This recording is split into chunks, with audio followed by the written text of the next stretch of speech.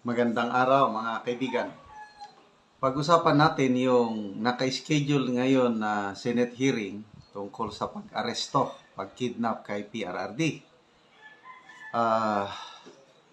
Una, ang Malacanang sumulat sa Senado na hindi na mag-attend ang mga cabinet officials dahil wala na daw silang sasabihin. In-invoke nilang executive privilege sa sulat ni Executive Secretary Bersamin. Okay, si Senator Amy naman, palaban. Sinulatan din niya si E.S. Bersamin, sabi niya, hindi pwede. Basta, magaling din si Senator Amy, hindi pwede. Please reconsider your decision na huwag niyong patinin ang cabinet officials. Although, wala pa naman siyang sinasabi tungkol sa subpoena, show cause order, o cite in contempt. Magalang pa rin si Senator Amy, kaya lang parang doon pupunta.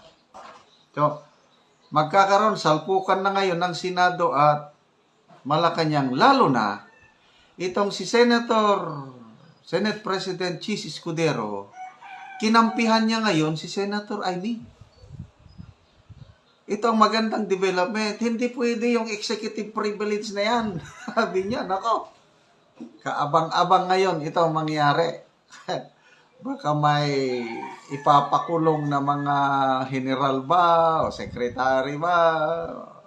Okay, pakinggan natin saluduhan natin itong si Senator Escudero sa pagkampi niya kay Senator Amy na hindi pwedeng gamitin yung executive privilege. Ito. Hoy. Kinumpirma ni Senate President Chis Escudero sa kanyang press conference na nakatanggap siya ng liham mula kay Executive Secretary Lucas Bersamin noong 20 ng Marso. Nakasaad dito na pribado at hindi maaaring isa publiko ayon kay Bersamin ang mga usaping naganap sa mga closed-door cabinet meeting at ilang mga impormasyon na related sa presidential communications. Pero hindi umubra kay Escudero ang ganitong pagrarason. Sa tingin niya kasi hindi akmang kumpasan ang executive privilege sa kasong ito dahil hindi naman uungkatin ang mga usapang naganap na direktang involve ang Pangulo. Pero ang posisyon ko kaugnay ng executive privilege, hindi ito pwedeng gamitin bilang isang blanket privilege. Ito'y pwedeng i-invoke lamang kapag ang tanong will tend to involve or include executive privilege. Hindi yan rason para hindi dumalo o mag-attend ng pagdinig. Wow! Din kay Escudero ang hiling ni Bersamin na hingin in advance ang kopya ng mga itatanong sa kanila ng Senate Foreign Relations Committee. Hinihiling yun kaugnay ng question hour. Pero hindi naman kasi ito question hour. Ito ay investigation, inquiry in aid of legislation. Hinihiling lamang in advance ang mga questions sa mga kalihim kapag question hour ang involved. At yan ay nakalagay sa aming rules, yan ang nakalagay sa saligang batas din. Pero hindi question hour yung nangyari sa pagdinig na isinagawa ni Senator Amy, kaya hindi kinakailangan magsumite ng mga questions beforehand. Pinabulaanan din ni Escudero na hinarang niya ang pagdinig sa pagkaaresto ni dating Pangulong Duterte. Dagdag pa niya, ikinagalak pa nga ng Malacanang ang nasabing pagdinig dahil nagkaroon sila ng pagkakataong klaruhin ang ibang bagay. Matatanda ang nagsagawa ng pagdinig noong 20 ng Marso ang Senate Foreign Committee tungkol sa umunoy crimes against humanity. Okay. So, napakagandang development po ito. Abangan natin. Pag hindi sila nag-attend, nako, yari sila ngayon. Dahil, palagay ko, desididong-desidido si Senator Amy. Dalawa lang yan ang ibig sabihin eh. Gusto niyang tulungan ng mga Duterte.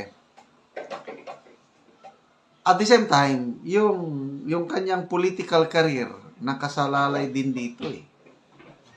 Kasi kahit may mga grupo, both Marcos camp and Duterte camp, medyo alanganin ng tingin nila kay Senator Amy, namamangka sa dalawang ilog. Kaya lang, marami rin nakaka-appreciate sa ginagawa niya itong investigasyon. So, desidido si Senator Amy na magpakitang gilas. Kasi kung hindi mag-attend ang mga cabinet officials at wala siyang gagawin, ay siyang mapapaya. Lalo siyang pagtatawanan ng taong bayan. Kailan kung igit niya kung anong tama. Lalo na ngayon at nakuha niya ang suporta ng Senate President na hindi pwedeng i-invoke ang executive privilege. Pwede lang yan i-invoke kung ang involved si Presidente. Ayan, executive. Kasi executive siya eh. Kailan kung ang mga cabinet officials lumalabas na hindi pwede. Dapat sagutin ng mga cabinet officials yung tanong. Eh, ang daming tanong ng taong bayan eh. Tapos, bakit sila humingi ng advance questions? Ano ba yan? Mayroong itinatago. Ano, payag ba kayo yung ganong requirement ng Malacanang na ibigay in advance yung question? Lalo lang lalakas ang hinala ng taong bayan na may itinatago sila. So, karapatan ng taong bayan na malaman anong nangyari kasi it involves us, tayong mga Pilipino.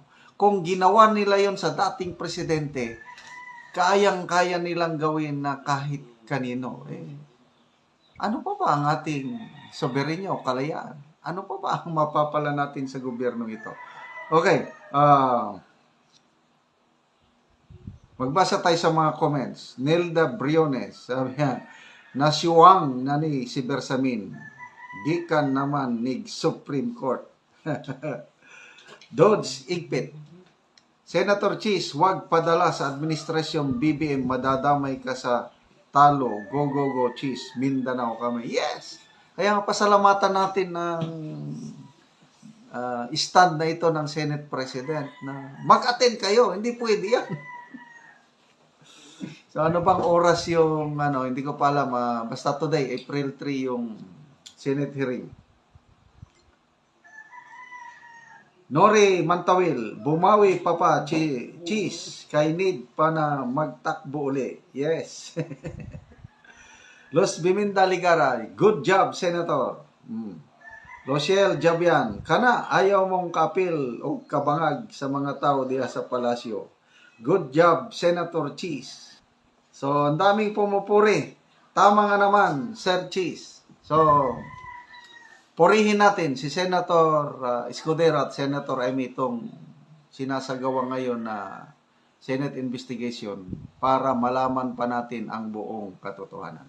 Okay, salamat mga kaibigan sa inyong pagtangkilik sa ating channel. Napakalaking tulong nyo sa Tribong Talandig sa Bukidnon dahil ang income sa channel nito is tinutulong sa tribo. Namimigay tayo ng yero at pako para ma-repair ang sira-sirang bahay ng Tribong Talandig. Panoorin nyo ang video na ito.